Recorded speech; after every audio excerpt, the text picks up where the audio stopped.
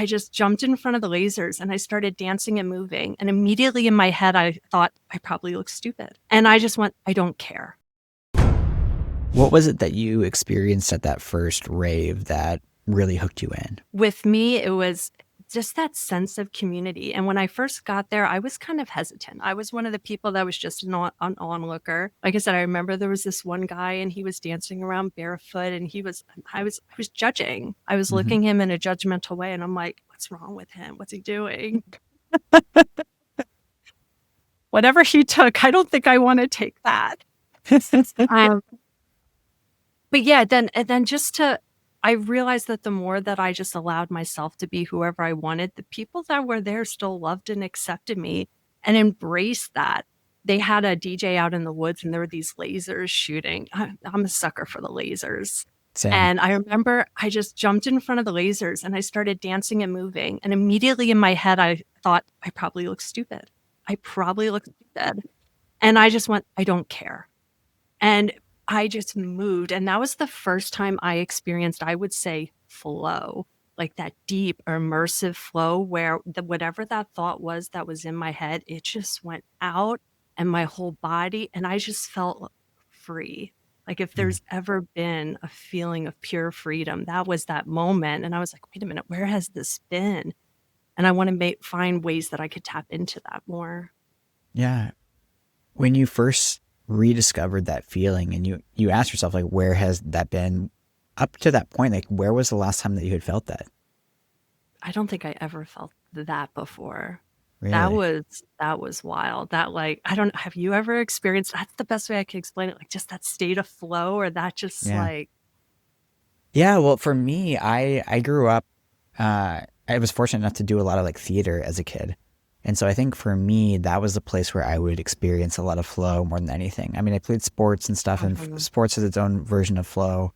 But that sense of really letting go, I think for me, you and I off camera at least, I think we're talking about improv, and doing improv for me is one of those places because it's this space where you're stepping completely out into the unknown. You have no idea what's going to happen, and yet somehow you're figuring it all out. And that feeling Yeah. of landing the jump in a proverbial sense just feels utterly incredible, right? And that sense of just, wow, like I'm okay, and like we can all figure it out, and like we can come up with something. We don't have to have a plan to make all this stuff work. Is incredibly freeing, and I agree. Like I had never really connected those two dots, but at a rave, at a festival, I feel that sense of getting to let go. And I was one of those people who very much before used to be like, oh yeah, like put your cell phone away, don't have it out, like all that kind of stuff in my head, or Yeah. like judging other people for it. And like now I'm like, it just doesn't matter. Like I think for me at least, that's what festivals and raves broke down so much was any conception. I mean, I'm sure there's still judgments and things that I have, but like a lot of that noise around how I was supposed to be or who other people were supposed to be. And instead it was just like, hey, I can be me. I can be this and whoever I am in this moment. And I think it's even part of the gifts of going back each time is to become a little bit more of myself, right? You've talked about this idea of like raves or festivals even being sort of a liminal space, this sort of sacred space. I'm curious, like, to hear more about that. What are your thoughts on that idea? Oh, I definitely think so. I feel like I don't know about you, every time I go to a festival or a rave, I come back and I learn something new about myself. You always go Mm, into it, expecting to have a good experience or whatever it is, but I always say like, I don't know, adventure always finds you. There's always a side quest. There's always someone that you meet. And again, being in flow is also like it's a mindful activity of like navigating wherever you're at. Where do I want to go? What stage do I want to go to? What's that song? Well, and figuring all hmm that out. Yeah, Um, yeah, I agree. What's like a favorite side quest that comes to mind for you? oh man, And oh, a maybe just favorite. for the I, audience who are not ravers, like what is a side quest if you want to inform people about what that means? oh my gosh, side quest. Side quest is something that you're not anticipating doing, and you just kind of venture off. For me, side quests tend to be very mostly solo adventures. Like Mm, I'm going to go discover something about myself, but they can definitely happen in groups. I feel like sometimes they're set up at raves and festivals to be an intentional thing to do. Like some will have little hidden speakeasies or things mhm. that you can find so you can kind of like venture off from the normal expectation of what you would do at a rave or a festival to find that thing. So it's more Mhm. than just go to the stage, go to your campsite, whatever it is. It's finding some other adventure along the way. Mm. And I would say there's so many different ones.